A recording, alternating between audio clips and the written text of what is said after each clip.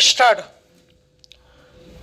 सूर्योदय हर दिन होता है और हर आदमी अपने अपने ढंग से दिन की शुरुआत करता है, मगर ध्यान से देखा जाए तो अधिकांश लोगों की बंधी बंधाई रूटीन होती है। उनका जीवन तालिकाबद्ध होता है।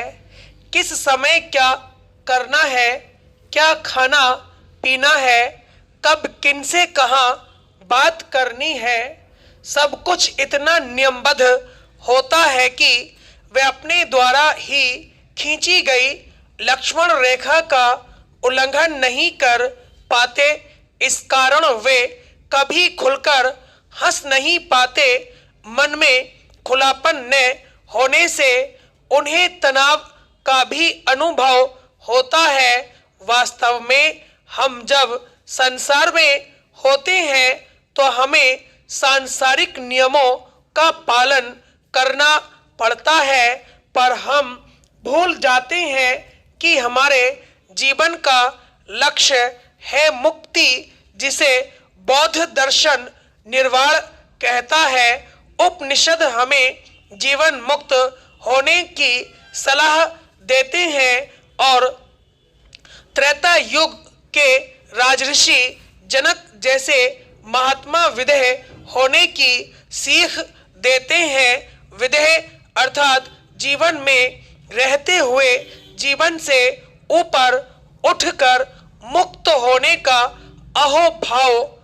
मगर एक कटु सत्य यह है कि हमने स्वयं को नजरबंद कर रखा है, अपनी आत्मा पर कई बंदिशें लगा रखी हैं। हम झूठ बोलना नहीं चाहते और सच कह नहीं सकते। यही द्वंद्व हमारी परेशानियों का सबब बन जाता है। संसार के प्रायः सभी धर्मों और संप्रदायों ने विभिन्न उत्सवों की कल्पना की। कई अवसरों पर 36 और 56 प्रकार के भोगों की गिनती कराई गई है। भोजन और स्वाद को भारतीय समाज ने तृप्ति का एक बड़ा साधन स्वीकार किया है। इस चस्के के कारण पुराने संस्कृत ग्रंथों में कानों से पिए जाने वाले मधुर शब्दों की कल्पना की गई है और रूप सौंदर्य को भी दृष्टि का पे बना लिया गया है।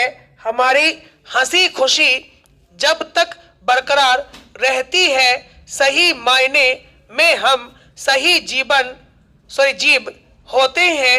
इस हास्य को आत्मस्थ व परस्थ हास्य के रूप में बटा गया है।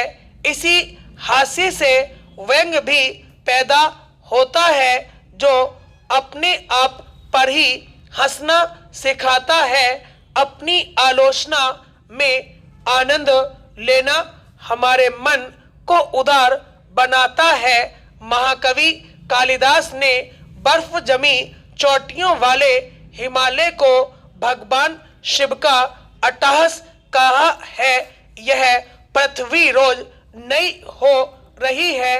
प्रकृति का सौंदर्य रोज नए रूप में लुभावना लगता है। फूलों का खिलना बंद नहीं होता, नदियों की चाल धीमी नहीं होती।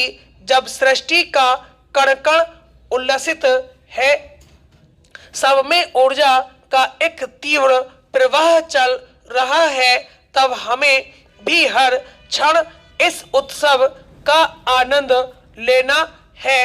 तभी हमारे जीवन में आनंद की वास्तविक अनुभूति हो सकती है। हमारे जीवन का हर क्षण उत्सव बने।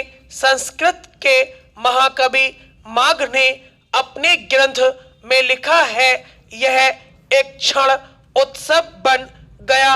क्षण स्टॉप।